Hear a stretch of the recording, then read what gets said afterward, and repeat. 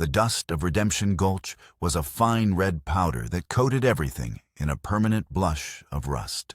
It settled on hat brims, worked its way into the creases of worn leather, and formed a gritty film on the whiskey glasses in the Redemption Saloon. For Jake Corrigan, it was the taste of purgatory.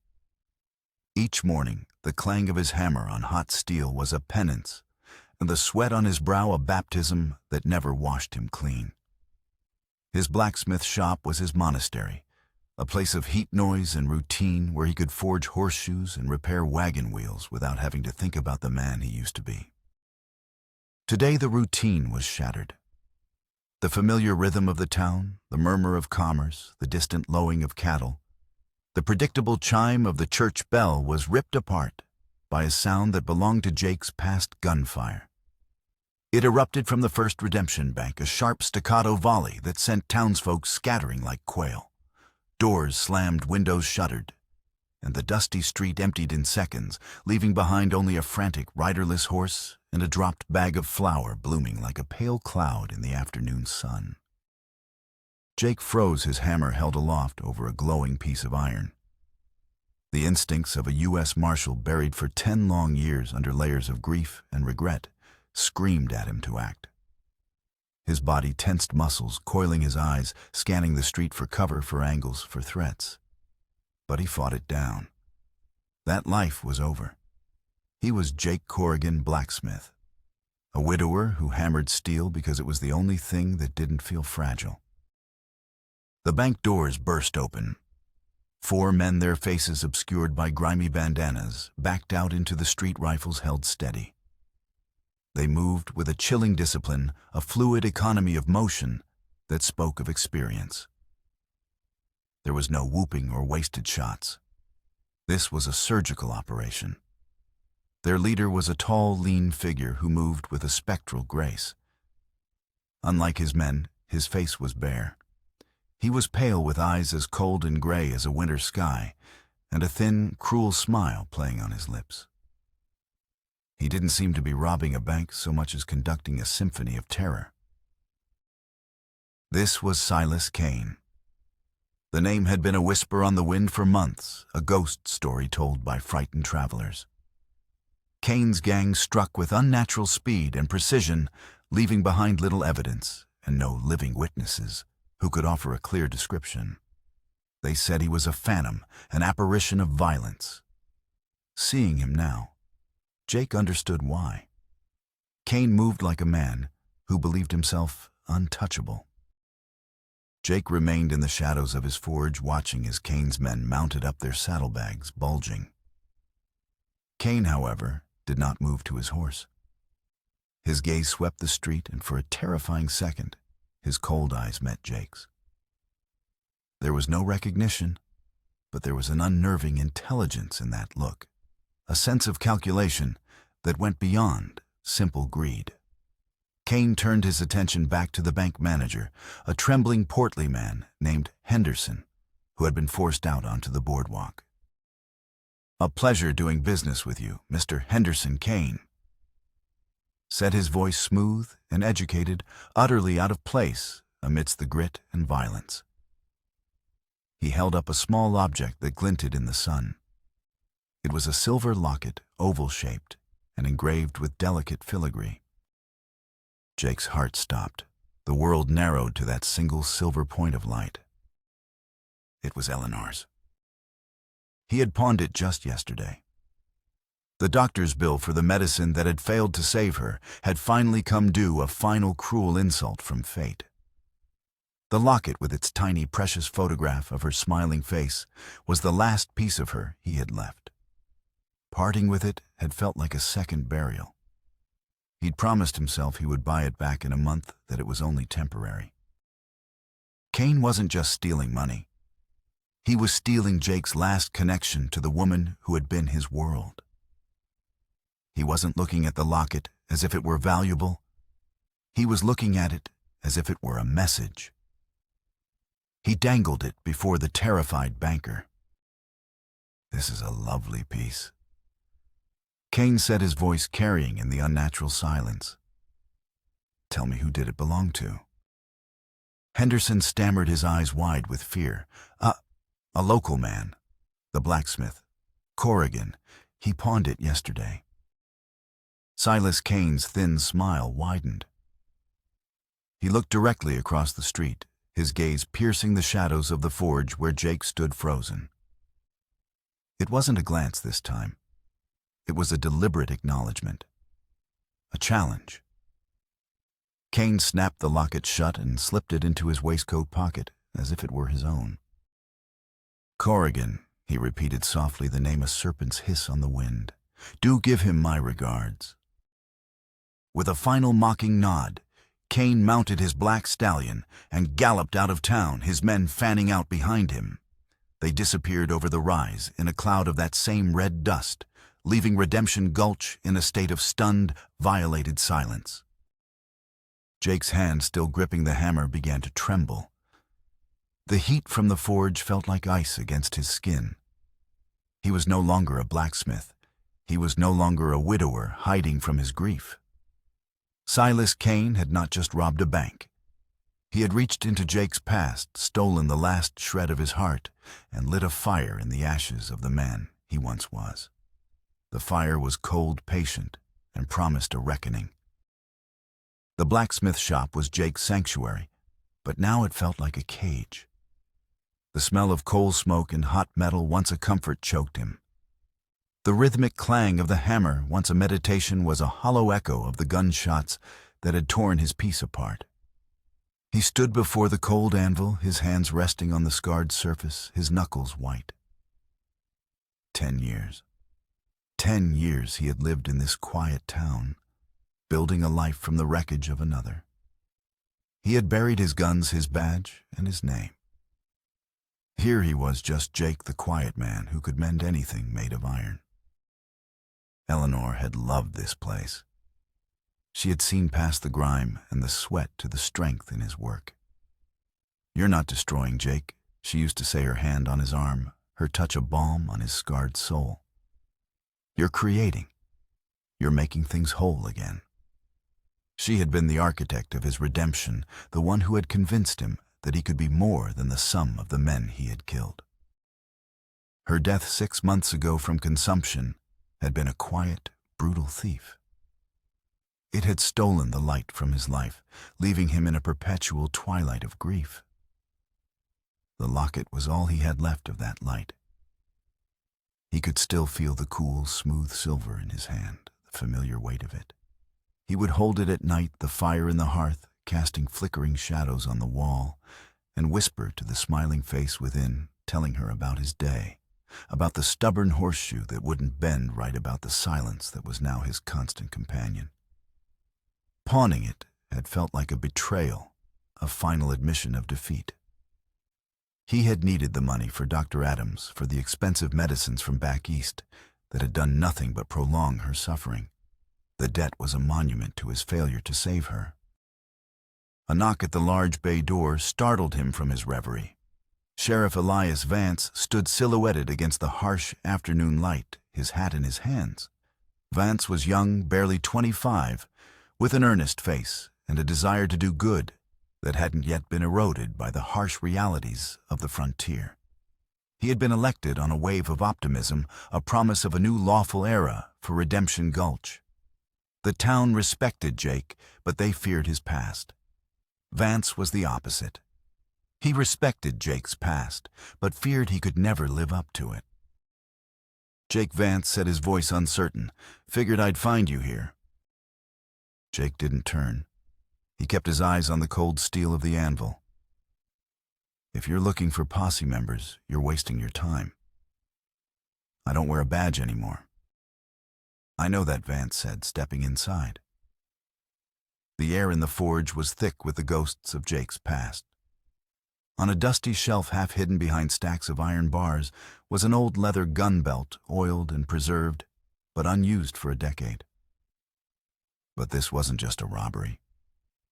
"Kane, he's different. My deputy Miller is dead. Shot before he could even clear his holster. These men were professionals." "They always are." Jake said, his voice a low growl. Trouble finds you whether you're looking for it or not. Vance hesitated, picking his words carefully. Henderson told me about the locket. I'm sorry, Jake. I know what it meant to you.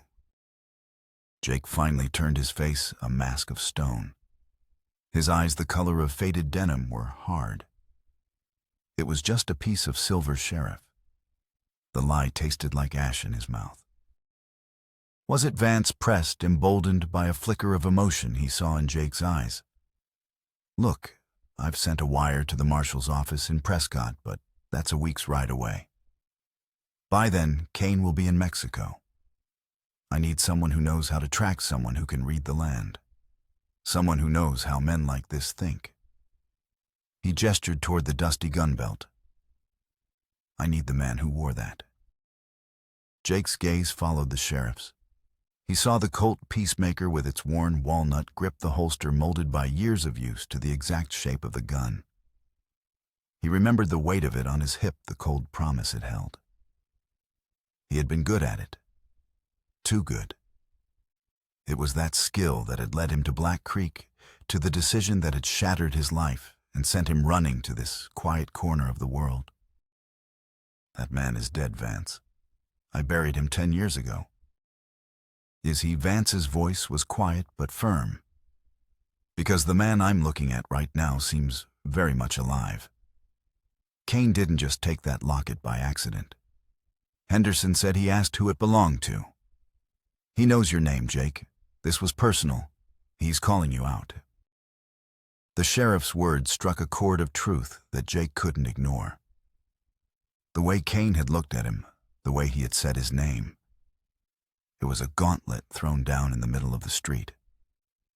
This wasn't a random act of violence. It was a message delivered with brutal precision. But why he didn't know any Silas Kane? The name meant nothing to him. My fight is my own, Jake said, turning back to his anvil. I'm not a lawman. This isn't about the law anymore, Vance insisted. It's about Eleanor. What would she want you to do? Let a man like that walk away with the only picture you have left of her? The sheriff's question was a blade that slipped past all of Jake's defenses. He thought of Eleanor's face, her belief in him, her unwavering conviction that he was a good man who had been forced to do a hard thing. She wouldn't want him to hide. She would want him to fight not for vengeance, but for what was right, to make things whole again. The silence in the forge stretched thick and heavy. Finally, Jake walked over to the dusty shelf. He picked up the gun belt, the leather creaking in protest after years of stillness. He strapped it around his waist, the familiar weight, a strange comfort. He checked the action on the Colt, the crisp click of the hammer echoing in the quiet shop. It felt like he was putting on an old, forgotten part of himself. I'm not riding in your posse, Sheriff, Jake said, his voice flat and devoid of emotion. I'm going after him alone. Jake, you can't. I'm not asking for your permission. Jake cut him off, his eyes locking with Vance's. I'm not doing this for the law, and I'm not doing it for the bank's money. I'm doing this for me. He paused, the truth of it settling in his gut. I'm getting my locket back. Sheriff Vance saw the change in him. The weary blacksmith was gone. In his place stood U.S. Marshal Jake Corrigan, a man who had once been a legend, a figure of quiet, implacable justice. The sheriff nodded slowly, a look of awe and fear on his young face. Godspeed, Jake. Jake didn't reply. He was already moving, gathering supplies with the practiced efficiency of a man preparing for war. A canteen, a bedroll, a box of cartridges. As the sun began to set, casting long, bloody shadows across Redemption Gulch, Jake Corrigan saddled his horse, a powerful buckskin named Ghost. He rode out of town without a backward glance, the red dust of his new life mixing with the gray ghosts of his old one. The trail of Silas Kane was fresh, and it led into a wilderness of rock and sand that Jake knew all too well. It was a place where redemption was earned, not with prayers, but with blood. The desert was a crucible. The red sand glowed like embers under the unforgiving sun, and the air was so dry it felt like breathing dust. Mesquite and creosote clung to the arid soil, their twisted forms casting skeletal shadows. For 3 days Jake rode through this furnace, the silence broken only by the plodding of ghosts' hooves and the whisper of the hot wind. He was a man pared down to his essential elements, instinct, resolve, and a grief so profound it had become a part of his landscape. He was a master tracker, a skill learned not from books, but from years of pursuing men who knew how to disappear. He saw the story of Cain's gang in the smallest of details, a single misplaced stone, the depth of a hoofprint indicating a heavily laden horse, the way they avoided the open plains, sticking to the broken country of canyons and arroyos. They were disciplined, conserving their horses' strength, moving with a purpose that was more military than outlaw. On the 4th day, he found their first camp. It was tucked into a narrow box canyon, a natural fortress with sheer rock walls. The ashes of their fire were cold, but not by much. They were maybe half a day ahead. Jake dismounted, his hand resting on the butt of his Colt as he surveyed the site. There was no trash, no discarded tins or empty bottles. It was a clean camp, the sign of a leader who demanded discipline. But they had left something behind. Tied to a scrub oak at the edge of the camp was a small piece of rawhide. It was fastened with a specific intricate knot, a double figure-8 bend, commonly known as a mule skinner's hitch. Jake's blood ran cold. He had seen that knot only once before, 10 years ago, at a place called Black Creek. It had been used to tie a hostage to a porch railing. The man who had tied it was named Daniel Cain. The memory hit him like a physical blow. The sweltering heat of that day, the smell of gunpowder and fear, the face of the young man he had been forced to kill. Daniel Cain had been fast, arrogant, and vicious. He and his partner had taken a family hostage after a botched payroll robbery. Jake had tried to talk him down, but Daniel had been high on adrenaline and bravado. He had raised his gun to shoot the farmer's young son, and Jake had been faster. A single clean shot. It was a justified shooting, a textbook case of a lawman protecting an innocent. But it had broken something inside him. It was the moment he realized that the line between justice and killing had become too thin. He had resigned his commission a week later. Now that day was back, resurrected in a simple rawhide knot. Silas Cain wasn't just an outlaw. He was connected to Daniel. A brother, a cousin. It didn't matter. The robbery, the locket, this deliberate clue, it was all a message. A story told in violence and symbols with Jake as the intended audience. This wasn't about money. This was about Black Creek. Knowing this changed the nature of the hunt. He wasn't just pursuing a thief. He was walking into a meticulously crafted trap. Silas wasn't running from him. He was leading him. The realization settled in his gut like a cold stone. He pressed on his senses, honed to a razor's edge. He knew the ambush would come, and it would come on ground of Silas's choosing. 2 hours later, the trail led into a winding canyon known as Diablo's Spine. The walls were steep and jagged, littered with boulders and shadowed crevices, a perfect killing ground. Jake dismounted, tethering Ghost in a thicket of mesquite. He would proceed on foot. The air grew still, the normal desert sounds of insects and birds falling silent. It was the kind of silence that precedes a storm or a gunshot. He moved slowly, using the rocks for cover, his rifle now in his hands. He scanned the canyon rim above him, searching for the glint of sun on a rifle barrel, the unnatural shape of a man against the skyline. He saw nothing.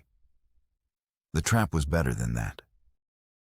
He was halfway through the canyon when he heard the soft scrape of a boot on rock high above him and to his left.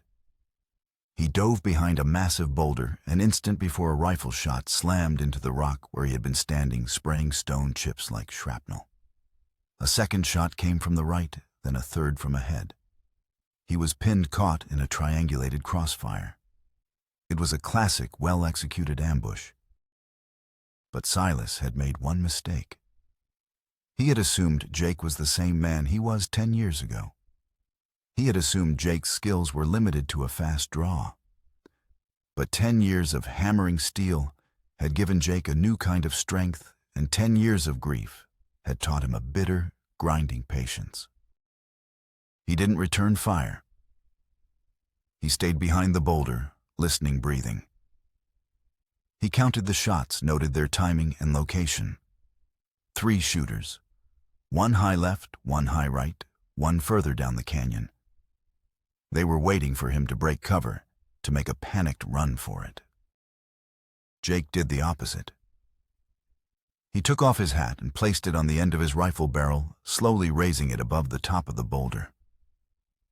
A shot rang out instantly, tearing a hole through the felt crown. He now had the exact position of the shooter on the right. He waited. The sun beat down, turning the canyon into an oven. Sweat trickled into his eyes. He remained perfectly still. The silence stretched. This was the part of the game Silas hadn't anticipated, a battle of wills. After 10 long minutes, one of the shooters grew impatient. A head appeared over a ledge on the left, trying to get a better angle. It was only visible for a second, but it was enough. Jake's rifle was already shouldered. He didn't aim. He fired from instinct, a single shot that echoed like a thunderclap in the narrow canyon. A cry of pain, and the head disappeared. 1 down. The other 2 shooters opened up their shots, hammering the boulder, trying to pin him down. But their fire was less disciplined now, tinged with panic. Jake saw his opening. He broke cover, not running back the way he came, but forward, sprinting deeper into the canyon, toward the 3rd shooter's position. He ran low and fast, a fleeting target against the rocks. Bullets kicked up dust at his heels, one singing past his ear with a vicious hum. He scrambled behind another outcrop of rock much closer to the forward rifleman. He could hear the man working the lever action of his rifle, could almost smell his fear. Jake pulled his Colt. He waited for a lull in the shooting from the remaining man on the rim, then burst from behind the rock. The outlaw was 20 yards away, fumbling to reload. The man's eyes went wide with shock. He never got the chance to raise his rifle. Jake fired twice the shots, tight and controlled. The man collapsed. Silence descended once more, heavy and absolute. The last shooter on the rim, realizing he was now alone, decided to live to fight another day. Jake heard the clatter of a dropped rifle and the sound of running feet. He didn't pursue. This wasn't about the gang. It was about Silas. He cautiously checked the 2 men he had shot. The first was dead. The second was clinging to life, a bloody froth on his lips. Jake knelt beside him. The man was young, his face a mask of pain and fear. "Silas," the man rasped. "Where is he?" Jake's voice was cold. "He was never here, was he? He sent you to do his dirty work." The young outlaw managed a weak, bloody grin. "He's a ghost, mister. You can't catch a ghost. He said to tell you. Black Creek sends its regards." The man's eyes glazed over, and he went still. Jake stood up the canyon wind, pulling at his coat. The ambush had failed, but the message had been delivered. This was a long-planned, deeply personal war, and Silas Kane was the general moving his pieces with cold, calculating precision. Jake looked down the empty canyon. The game had just begun, and the board was far larger than he had ever imagined. He now knew Silas was leading him somewhere specific for a final personal reckoning. Jake returned to Redemption Gulch under the cloak of darkness, a grim shadow slipping back into the town that thought it had seen the last of him. He didn't go to the sheriff's office.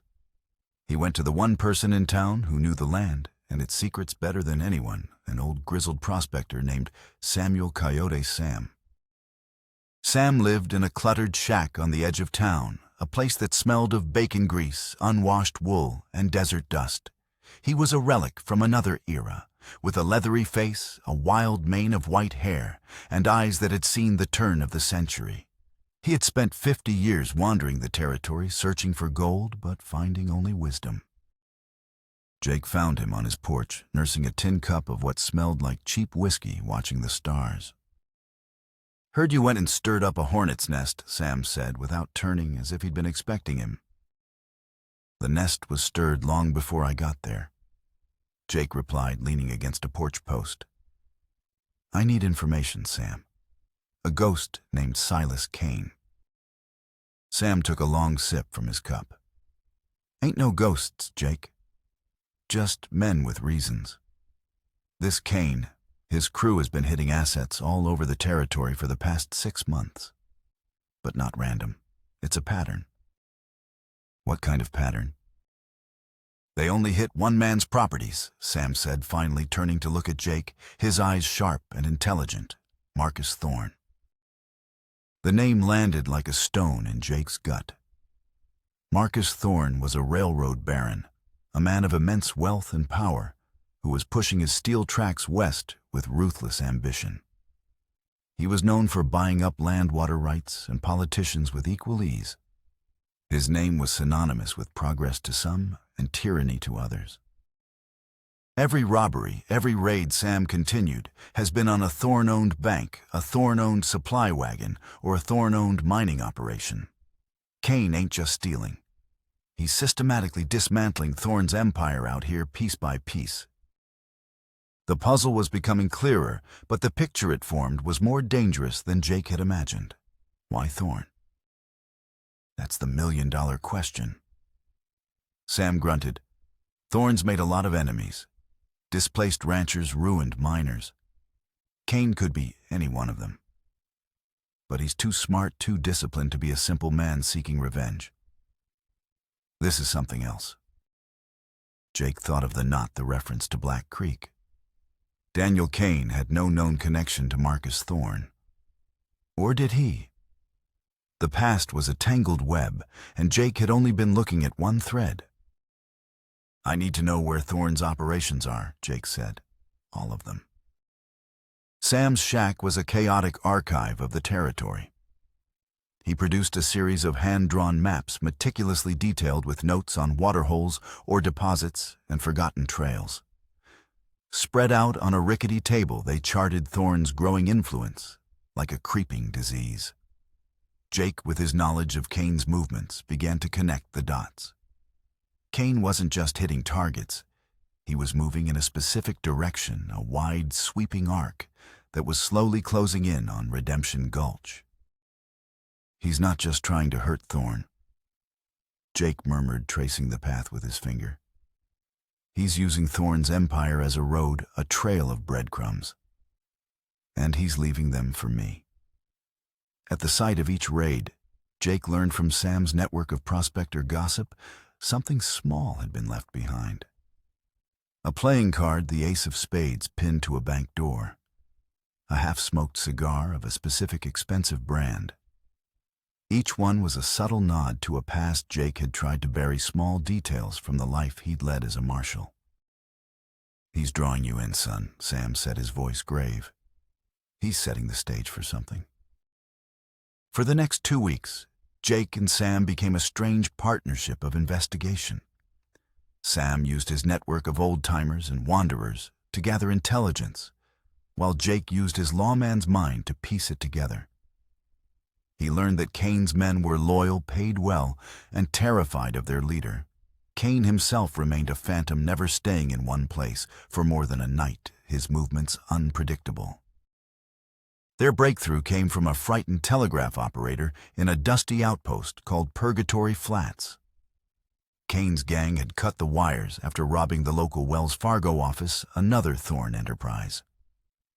But before they did, the operator had seen one of Kane's men carrying a stack of old newspapers. It was an odd detail, but it snagged in Jake's mind. Why would outlaws on the run be interested in old news?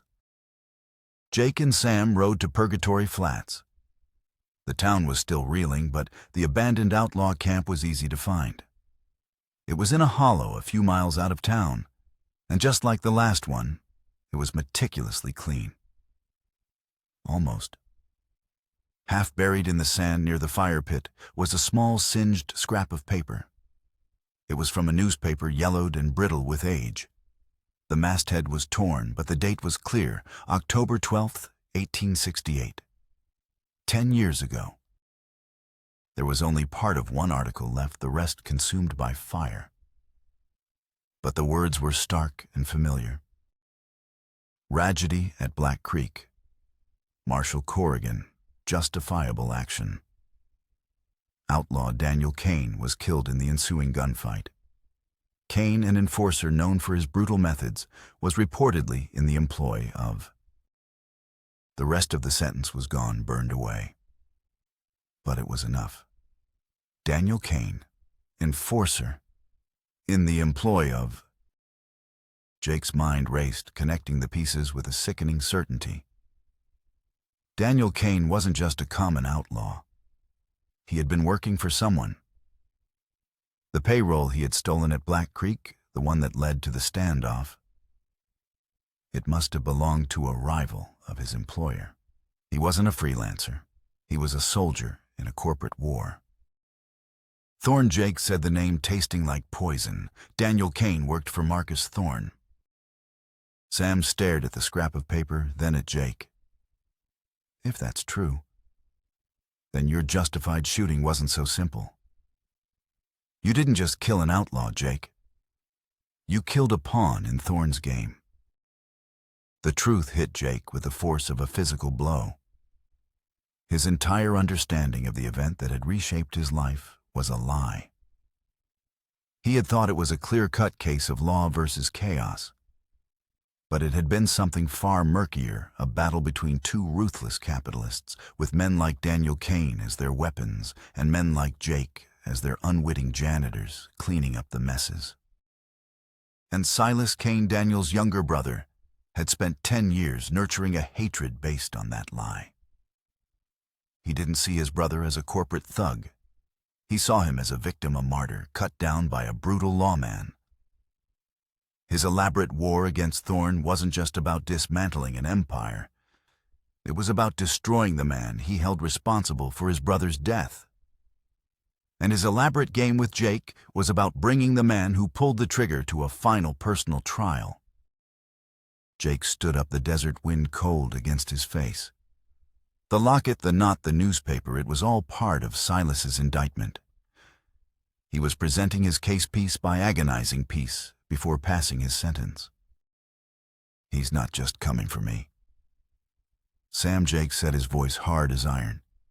He's been coming for me for 10 years. He finally understood the grand, terrible scope of Silas Kane's plan.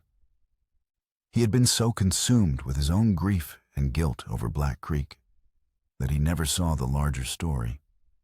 Silas hadn't. He had spent a decade excavating the truth, or at least his version of it, and had built a monument of vengeance upon it. "What do you do now?" Sam asked quietly. Jake looked toward Redemption Gulch, now visible as a faint smudge on the horizon. "He's coming home," Jake said. "I'm going to be there to welcome him." The storm broke on a Tuesday. Not a storm of rain, but of dust and terror. Silas Kane, knowing Jake now understood the personal nature of their conflict, escalated his campaign from a war of attrition to a direct assault on Jake's adopted home. Just after noon, 4 riders appeared at the end of Redemption Gulch's main street. They rode not with the hurried frenzy of thieves, but with the cold arrogance of conquerors. At their head was Silas's second-in-command, a man with a jagged scar across his cheek and eyes devoid of light. They rode straight to the sheriff's office. Sheriff Vance, alerted by the sudden silence of the street, stepped out onto the boardwalk, his hand on his gun. He was a brave man, but he was outmatched, and he knew it. "What's your business here?" Vance demanded, his voice steady despite the tremor in his hands. The scarred man smiled, a humorless baring of teeth. "We're just delivering the mail." He dismounted with practiced ease. Before Vance or his deputy could react, the outlaws moved. It was brutally efficient. Two of them seized the deputy, a clubbed rifle butt, silencing his protest.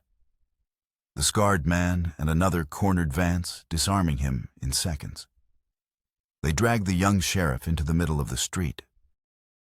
The town watched, paralyzed with fear, from behind curtains and through cracks in doors. This wasn't a robbery. It was a statement. The scarred man produced a piece of paper and a large nail. He slammed the nail through the paper and into the wooden door of the sheriff's office with the butt of his pistol.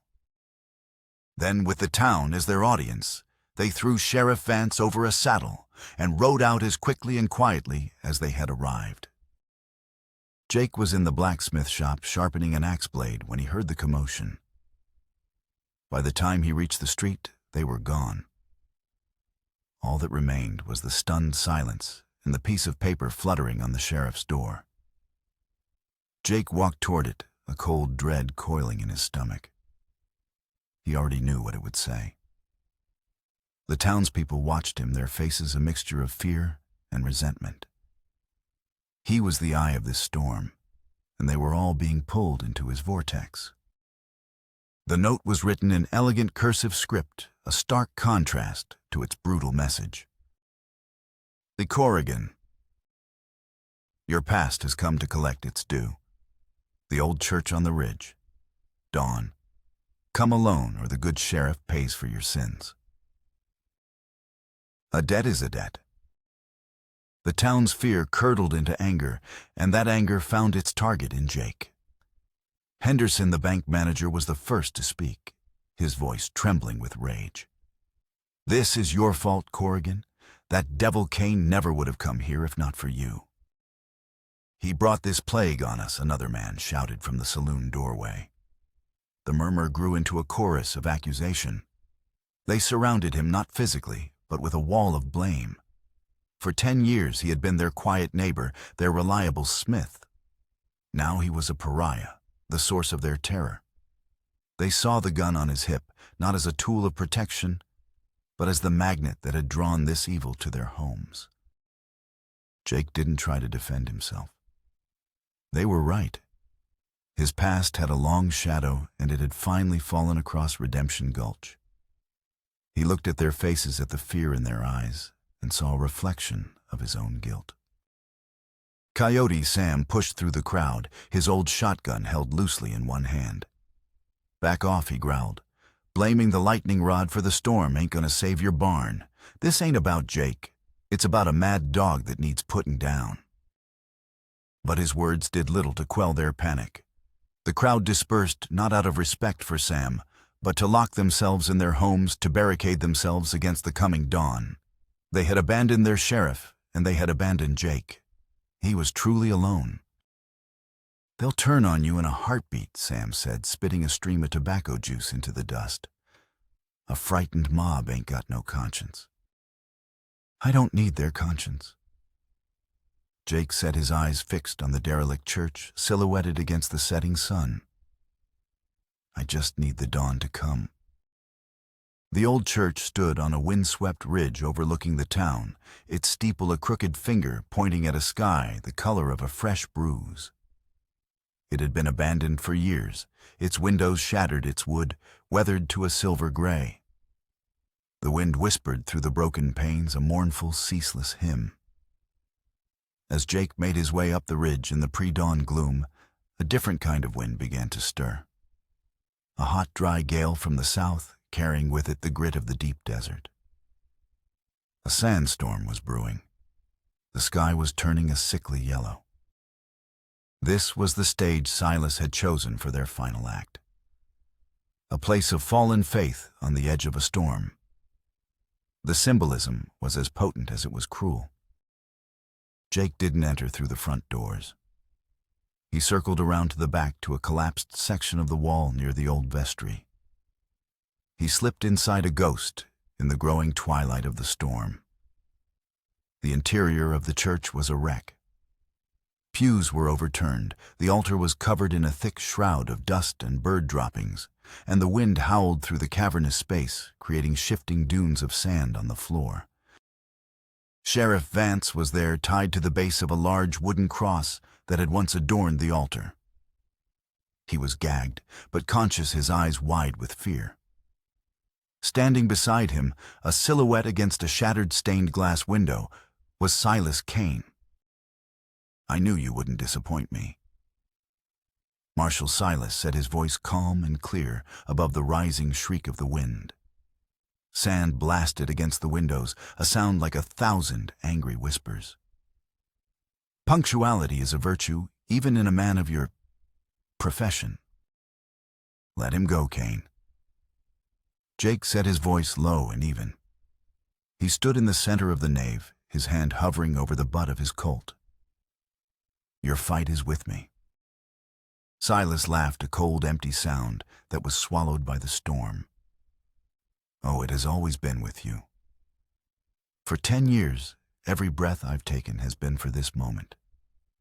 Every man I've killed, every dollar I've stolen, it was all just a way to pass the time, until I could stand before the man who murdered my brother." He stepped forward out of the shadows. He held a revolver, but it was pointed at the floor. This wasn't a gunfight yet. It was a trial. My brother Daniel Silas said, his voice dripping with a carefully nurtured venom, was a good man. A little wild, perhaps. He fell in with the wrong crowd. But he was trying to make a life for himself, to provide for his family. And you shot him down in the street like a dog. Your brother was an armed felon who was about to kill a child. Jake stated the facts, cold and hard. Lies. Silas snarled, his composure cracking for the first time. The lies of a killer trying to justify his actions. Daniel was a victim of circumstance, a man caught in a web he didn't understand. He was a hero to me. You took him from me, Corrigan. You destroyed my family. Justice is a scale, Marshal, and I am merely balancing it. The first gust of the sandstorm hit the church with the force of a battering ram.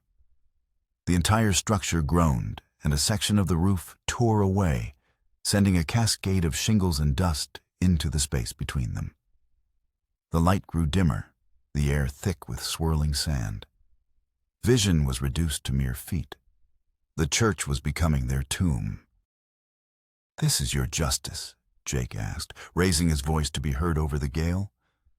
"Terrorizing towns, killing innocent men." "Innocent," Silas scoffed. "No one is innocent. Not the bankers who serve men like Thorne, not the lawmen who enforce his brutal will, and certainly not you." He raised his pistol, aiming it not at Jake, but at the cross where Vance was tied. "Your penance begins with his death.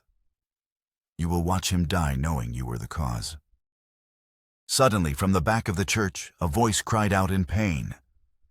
One of Silas's men posted as a guard stumbled into the nave, clutching a bleeding wound in his side. Behind him stood Coyote Sam, his old shotgun smoking. "Told you a mob ain't got a conscience," Sam yelled over the roar of the wind. "But an old friend's got a memory." The distraction was all Jake needed. He drew his Colt and fired not at Silas, but at the ropes binding Vance. The shot was impossible in the swirling dust and screaming wind, but it was true. The bullet shredded the rope, and Vance scrambled free. Silas, in rage, turned his gun on Jake. The church erupted into a chaotic, desperate battle. It wasn't a duel, it was a brawl in a hurricane. Jake and Silas exchanged shots, and the muzzle flashes illuminating monstrous, fleeting images in the sand-choked darkness. Sam provided covering fire, his shotgun booming like a cannon. Jake used his wits, not just his gun. He toppled a heavy lectern, creating cover. He used the confusing echoes of the storm to mask his movements. It was a brutal tactical dance of death. He managed to wound Silas in the arm, but took a grazing shot to his own ribs, the pain a hot poker against his side. During a lull as they both reloaded in the screaming darkness, the dying guard Sam had shot gasped out his last words. He was one of the men from the canyon ambush. He lied. Silas. He lied to us all. The man choked, blood bubbling from his lips. He fumbled inside his coat. Daniel wasn't no hero. This letter. Thorne's man. He shoved a folded, blood-stained letter toward Jake before his body went limp. At that moment, Silas charged from the darkness no longer. The calm, calculating general, but a man consumed by pure rage. He tackled Jake, and they crashed to the floor, their guns scattering. It became a primal fight of fists and desperation. The roof above them groaned, timbers splintering under the assault of the storm. My brother was a good man, Silas screamed, his hands closing around Jake's throat. Jake, his vision blurring, his ribs on fire, held up the letter. Was he Silas? Was he really? Silas's eyes fell on the letter. He saw the familiar letterhead of the Thorne Consolidated Railroad. His grip loosened for a fraction of a second. It was all the time Jake needed. He drove his fist into Silas's wounded arm. Silas cried out in pain, and Jake rolled free, gasping for air. With a final deafening crack, the main beam of the church roof gave way.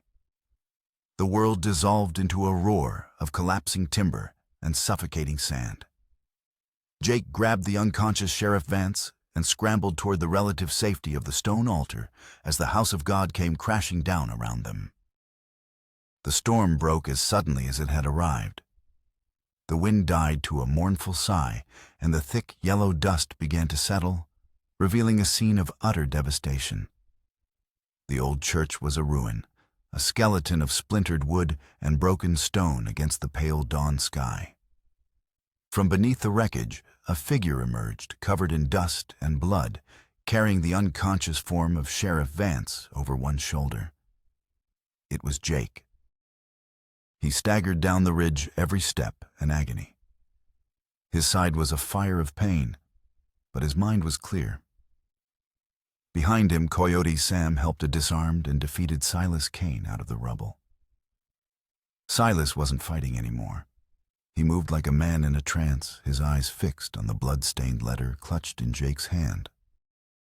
The people of Redemption Gulch, drawn from their homes by the fury of the storm, and the sounds of the battle, watched in silence as the small procession entered the main street.